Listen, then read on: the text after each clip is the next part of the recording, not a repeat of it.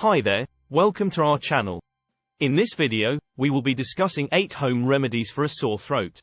Sore throats can be caused by a variety of factors such as colds, flu, or even allergies.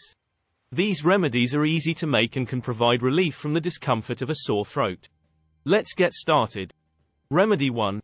Gargling with salt water can help reduce inflammation and kill bacteria in the throat. Simply mix 1/4 teaspoon of salt in a cup of warm water and gargle for about 30 seconds. Repeat this several times a day for best results. Remedy 2. Honey has natural antibacterial properties and can soothe a sore throat. Mix 1 tablespoon of honey with a cup of warm water or tea and drink it slowly.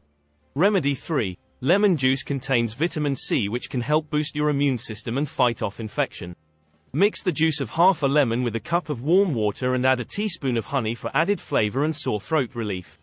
Remedy 4. Apple cider vinegar has antibacterial properties and can help balance the pH levels in the throat, making it harder for bacteria to grow.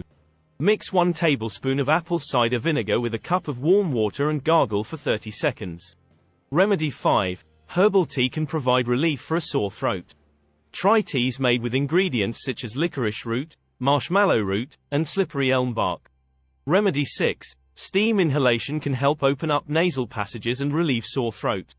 Boil a pot of water and add a few drops of eucalyptus oil. Cover your head with a towel and inhale the steam for 10 minutes. Remedy 7. Ginger has anti-inflammatory properties and can help soothe a sore throat. Grate a small piece of ginger and mix it with a cup of warm water and a teaspoon of honey. Drink this mixture slowly. Remedy 8. Garlic has natural antibacterial properties and can help fight off infection.